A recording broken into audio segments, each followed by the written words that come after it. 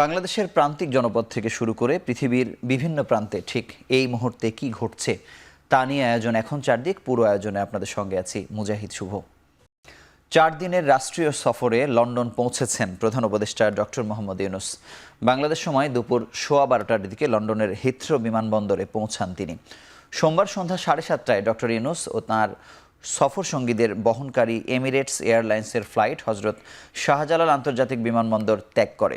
প্রধান উপদেষ্টার এই সফরে বাকিংহাম প্যালেসে ব্রিটিশ রাজা তৃতীয় চার্লসের সঙ্গে দেখা করবেন ডক্টর ইউনূস। এ সময় কিংস চার্লস হারমোনি অ্যাওয়ার্ড গ্রহণ করবেন তিনি। বিশ্বব্যাপী গুরুত্বপূর্ণ অবদান রাখায় তাকে এই অ্যাওয়ার্ডের জন্য মনোনীত করা হয়েছে। আগামী 12 জুন লন্ডনের সেন্ট জেমস প্যালেসে এই পুরস্কার দেয়া হবে। সফর সূচি অনুযায়ী 11 জুন ডক্টর ইউনূসের সঙ্গে দ্বিপক্ষীয় বৈঠক করবেন ব্রিটিশ প্রধানমন্ত্রী কিয়ার স্টারমার। পররাষ্ট্রমন্ত্রী ডেভিড ল্যামি, অন্যান্য সিনিয়র মন্ত্রী, রাজনৈতিক নেতা এবং ব্যবসায়ী সম্প্রদায়ের প্রভাবশালী ব্যক্তিরা প্রধান উপদেষ্টার সঙ্গে সাক্ষাৎ করবেন। এছাড়া 13 জুন প্রধান উপদেষ্টার সাথে সাক্ষাৎ করবেন বিএনপির ভারপ্রাপ্ত চেয়ারম্যান তারেক রহমান। সফর শেষে আগামী 14 জুন দেশে ফেরার কথা রয়েছে প্রধান উপদেষ্টার।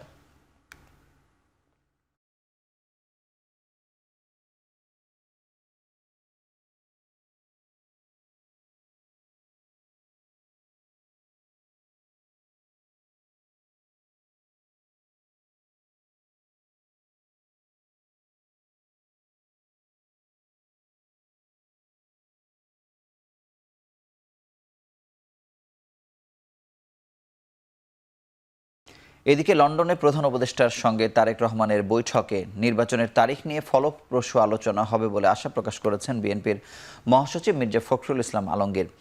সকালে গুলশানে বিএনপি চেয়ারপারসনের কার্যালয়ে সংবাদ সম্মেলনে তিনি বলেন, দেশের রাজনৈতিক সংকট কাটিয়ে উঠতে এই বৈঠক ভূমিকা রাখবে। ওনাকে ফর্মালি দাওয়াত করা হয়েছে মিটিংয়ের জন্য। এটা আপনার 13 তারিখে 9টা থেকে 11টা পর্যন্ত লন্ডন টাইমে এই সময়টা দেওয়া হয়েছে আর কি। স্ট্যান্ডিং কমিটির পক্ষ থেকে স্বাগত জানানো হয়েছে এবং আমরা প্রত্যাশা করছি যে এটা বাংলাদেশের যে রাজনৈতিক যে সংকটগুলো আছে এগুলোকে কাটিয়ে উঠতে একটা পজিটিভ ভূমিকা রাখতে পারে এই সাক্ষাৎকারটা। এর মধ্যে এই সাক্ষাৎকারটা হলে অনেক সমস্যার সমাধান হয়ে যেতে পারে এবং অনেকগুলো সহজ হয়ে যেতে পারে, নতুন ডাইমেনশন সৃষ্টি হতে পারে। জুলাই গণহত্যার মামলায় অতিরিক্ত নাম থাকায় তদন্তে বেগ পেতে হচ্ছে বলে জানিয়েছেন স্বরাষ্ট্র উপদেষ্টা জাহাঙ্গীর আলম চৌধুরী। বেলা 11টার দিকে গাজীপুর মেট্রোপলিটন পুলিশের গাছা থানা পরিদর্শন শেষে সাংবাদিকদের একথা বলেন তিনি। এ সময় স্বরাষ্ট্র উপদেষ্টা বলেন, জুলাই গণহত্যার মামলায় এমন অনেকের নাম দেয়া হয়েছে যারা জড়িত নয়। এছাড়া মামলা বাণিজ্য ও দুর্নীতির সাথে যারা জড়িত তাদের কাউকে ছাড় দেয়া হবে না বলেও জানান তিনি। এ সময় তিনি বলেন, রিমান্ডের আসামিদের জিজ্ঞাসাবাদের জন্য কাঁচের ঘর করা হবে, যাতে অন্যরা দেখতে পারে আসামির সাথে খারাপ আচরণ করা হয় কিনা। এর আগে সকালে 11টার দিকে গাজীপুরের মেট্রোপলিটন পুলিশের গাছা থানা পরিদর্শন করেন তিনি। এরপর পরিদর্শন করবেন কোনাবাড়ি থানা ও কাশিমপুর কারাগার।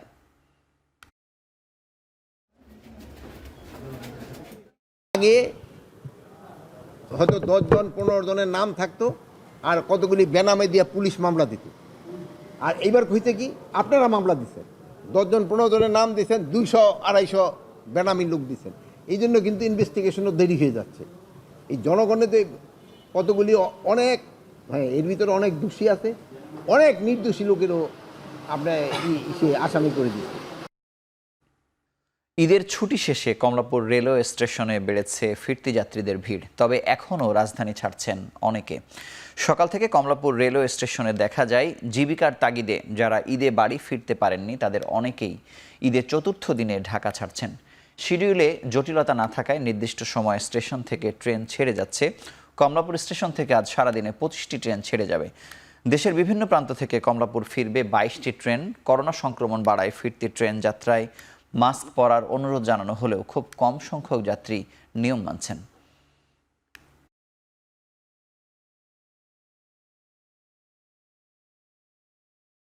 বেশিরভাগ ট্রেন, প্রায় 80% ট্রেন আমাদের 18-19টা ট্রেন গতকালকে ঢাকায় আসছে এবং প্রায় 20টির মতো ট্রেন ঢাকা থেকে ছেড়ে গেছে। এই প্রত্যেকটা ট্রেনই আপনার বেশি সঠিক সময়ে ঢাকা থেকে ছেড়ে গেছে, কোনো বিলম্ব বা শিডিউল বিপর্যয় ঘটে নাই। আমাদের রেলওয়ে নিরাপত্তা বাহিনী এবং আমাদের যে রেলওয়ে পুলিশ, ওনারা বিভিন্ন স্টেশনে আলাদাভাবে দায়িত্বে আছে, তারা যাতে যাত্রীরা ছাদে উঠতে না পারে, এবং আমরা যতদূর সম্ভব যাত্রীদেরকে মাইকিং করে এবং নিরাপত্তা বাহিনী এবং পুলিশ বাহিনীর মাধ্যমে আমরা নিবৃত করার চেষ্টা করছি। ঈদের ছুটিতে পর্যটকদের পদচারণায় মুখর পর্যটন কেন্দ্রগুলো, এতে খুশি পর্যটন ব্যবসায়ীরা। সকাল থেকেই পর্যটকদের ভিড় দেখা যায় কক্সবাজার সমুদ্র সৈকতে। এতে প্রাণ ফিরেছে হোটেল, রেস্তোরাঁ, পরিবহন সহ সামগ্রিক পর্যটন খাতে। হোটেলগুলোতে ভাড়া হয়ে গেছে 80% বেশি কক্ষ। এবার ঈদ ঘিরে 500 কোটি টাকার বেশি বাণিজ্যের আশা ব্যবসায়ীদের। এদিকে পর্যটকদের ভিড় বাড়ায় গতিশীল হয়েছে কুয়াকাটার বাণিজ্যিক পরিস্থিতি। হোটেল, মোটেলের, রিসোর্টের 80 থেকে 90% রুম বুকিং হয়ে গেছে। তবে যানবাহনের বাড়তি ভাড়া ও খাবারের অতিরিক্ত দাম নেয়ার অভিযোগ পর্যটকদের। দিনাজপুর ও ঠাকুরগাঁওয়ের বিভিন্ন সীমান্ত দিয়ে নারী ও শিশুসহ 20 জনকে পুশিন করিয়েছে বিএসএফ। মঙ্গলবার রাতে বিরল উপজেলার এনায়েতপুর সীমান্ত ও পীরগঞ্জের চান্দুরিয়া সীমান্ত এলাকা দিয়ে 13 জনকে পুশ ইন করে বিএসএফ। এছাড়া ঠাকুরগাঁওয়ের পীরগঞ্জের চান্দুরি সীমান্ত দিয়ে 3 শিশুসহ পুশ ইন করানো হয় আরও 7 জনকে। পরে তাদেরকে আটক করে বিজিপি ক্যাম্পে নিয়ে আসা হয়। যশোরে জমি সংক্রান্ত বিরোধের জের ধরে চাচাতো ভাইয়ের হামলায় মঈনুদ্দিন নামে এক যুবক নিহত হয়েছে। এই ঘটনায় গুরুতর আহত তার বড় ভাই জমির উদ্দিন। রোববার বিকেলে সদর উপজেলার কাশিমপুর ইউনিয়নের ডাকাতিয়া নূরপুর গ্রামে এই ঘটনা ঘটে। নিহতের পরিবার জানায়, জমি নিয়ে জমির উদ্দিন ও মঈনুদ্দিনের সঙ্গে কথা কাটাকাটি হয় চাচাতো ভাই আশিকের সঙ্গে। এক পর্যায়ে ধারালো অস্ত্র দিয়ে তাদেরকে এলো পাথাড়ি কুপিয়ে আহত করে আশিক। পরে তাদের উদ্ধার করে যশোর জেনারেল হাসপাতালে নেওয়া হলে চিকিৎসাধীন অবস্থায় মারা যান মঈনুদ্দিন। আর আশঙ্কাজনক অবস্থায় জমির উদ্দিনকে পাঠানো হয়েছে খুলনা মেডিকেল কলেজ হাসপাতালে।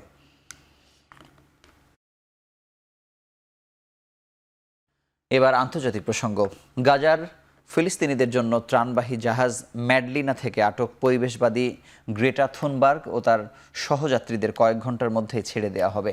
সামাজিক মাধ্যম এক্সে দেয়া বার্তায় বিষয়টি জানিয়েছেন ইসরায়েলের পররাষ্ট্রমন্ত্রী। তিনি জানান, নির্বাসন সংক্রান্ত নথিতে স্বাক্ষরের পর তাদের নিজ নিজ দেশে ফেরত পাঠানো হবে, আর যারা এতে স্বাক্ষর করতে রাজি হবে না তাদের ইসরায়েলি আইনে বিচার করা হবে। গ্রেটা সহ জাহাজটির 12 আরোহী বর্তমানে বেন গুরিয়ন বিমানবন্দরে আটক রয়েছে। গত 1 জুন মানবাধিকার সংস্থা ফ্রিডম ফ্লোটিলা কোয়ালিশনের উদ্যোগে ফিলিস্তিনিদের জন্য সহায়তা নিয়ে রওনা দেয় জাহাজ। আন্তর্জাতিক জলসীমায় পৌঁছানোর পর জাহাজে থাকা 12 আরোহীকে আটক করে ইসরায়েলি সেনারা। এদিকে গাজায় সোমবারের হামলায় নিহত হয়েছে অন্তত 60 ফিলিস্তিনি, যাদের মধ্যে 14 জন নিহত হয়েছেন রাফায় মার্কিন সমর্থিত গাজা হিউম্যানিটেরিয়ান ফাউন্ডেশনের ত্রাণ সহায়তা কেন্দ্রে। যুক্তরাষ্ট্রের লস অ্যাঞ্জেলেসে অভিবাসীদের বিক্ষোভ দমাতে নতুন করে 700 মেরিন সেনা মোতায়েন করেছে ট্রাম্প প্রশাসন। অতিরিক্ত আরও 2000 ন্যাশনাল গার্ড যোগ দিচ্ছে বলে জানায় পেন্টাগন। এরই মধ্যে ব্যাপক ধরপাকড় চলছে অভিবাসন বিরোধী অভিযানের বিরুদ্ধে। পরিস্থিতি নিয়ন্ত্রণে রাবার বুলেট ও ফাঁকা গুলি ছুঁড়ছে পুলিশ, যারা সবাই ফেডারেল কর্মকর্তাদের সহায়তা করবে। গত শুক্রবার লস অ্যাঞ্জেলেসে শহরে অবৈধ অভিবাসীদের ধরতে মার্কিন ইমিগ্রেশন কাস্টমস এনফোর্সমেন্টের অভিযানের প্রতিবাদে রাজপথে বিক্ষোভে নামেন হাজার হাজার অভিবাসী। আর তাদের দমাতে টিয়ার গ্যাস, কাঁদানে গ্যাস ছুঁড়ছে পুলিশ। বেশ কয়েকটি জায়গায় বিক্ষোভ সহিংসতায় রূপ নেয়, এতে আহত হন বেশ কয়েকজন পুলিশ। ট্রাম্প প্রশাসনের এই কর্মকাণ্ডের বিরোধিতা করে আদালতে মামলা করেন ক্যালিফোর্নিয়ার গভর্নর গেভিন নিউসাম।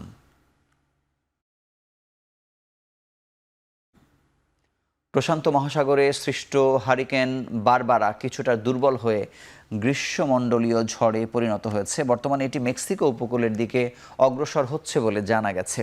মার্কিন আবহাওয়া দপ্তরের তথ্য বলছে, প্রশান্ত মহাসাগরের পূর্বাঞ্চলে সৃষ্ট বছরের প্রথম হারিকেন ছিল এটি। ঘন্টায় 120 কিলোমিটার গতিবেগে হারিকেনটি মেক্সিকো উপকূলে আঘাত হানতে পারে বলে আশঙ্কা করা হচ্ছে। এ সময় 100 মিলিমিটার বৃষ্টির পাশাপাশি আকস্মিক বন্যার শঙ্কাও রয়েছে। পাশাপাশি কয়েকটি অঞ্চলে দেখা দিতে পারে ভূমিধস। পরিস্থিতি মোকাবিলায় উপকূলীয় এলাকার বাসিন্দাদের নিরাপদ স্থানে অবস্থানের আহ্বান জানিয়েছে স্থানীয় কর্তৃপক্ষ।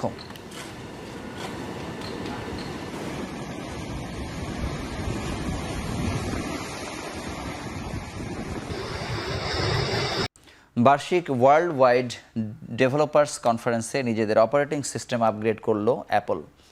নতুন অপারেটিং সিস্টেম iOS 26-এ যুক্ত করা হয়েছে লিকুইড গ্লাস নামের নতুন ইন্টারফেস।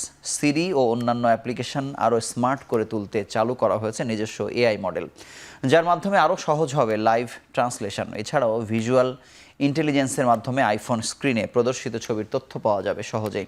সম্মেলনে প্রতিষ্ঠানটির শীর্ষ কর্মকর্তারা জানান, শিগগিরই ডেভেলপারদের জন্য উন্মুক্ত করা হবে প্রযুক্তি।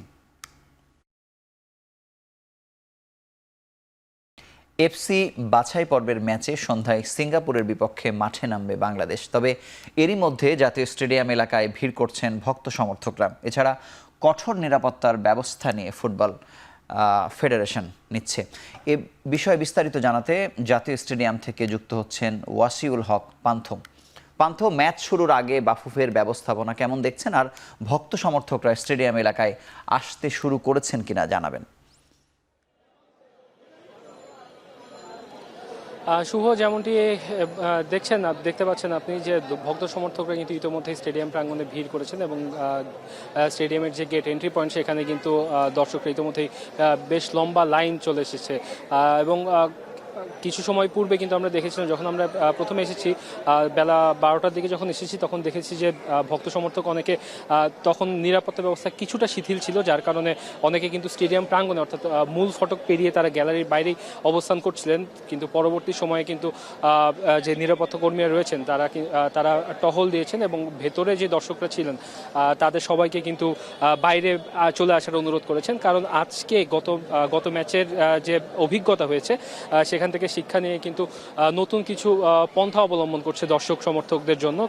যে এই ম্যাচে কিন্তু প্রথম যে এন্ট্রি পয়েন্ট সেখানেই প্রাথমিক যে টিকিট স্ক্যানিং হবে, এরপরে কিন্তু তার প্রত্যেকটি দর্শককে আলাদা করে রিস্ট ব্যান্ড দিয়ে দেওয়া হবে যেটি পরে তাদেরকে ভেতরে যেতে হবে এবং সেটি দেখে কিন্তু পরবর্তীতে যে গ্যালারির ভেতরে প্রবেশ করার যে অনুমতি সেটি তারা পাবেন। এবং আজকের কিন্তু গত ম্যাচের তুলনায় আজকে যে নিরাপত্তা রক্ষী সেটির পরিমাণ বা সংখ্যা সেটি কিন্তু প্রায় দ্বিগুণের মতো করা হয়েছে। আজকে 120 জন আনসার থাকছেন। এছাড়াও বেসরকারি যে নিরাপত্তা সংস্থা রয়েছে তাদের যে কর্মীরা রয়েছেন তাদের সংখ্যাও বাড়ানো হয়েছে। এছাড়াও ভলেন্টিয়ার সংগঠন হিসেবে স্কাউটরা কাজ করছেন।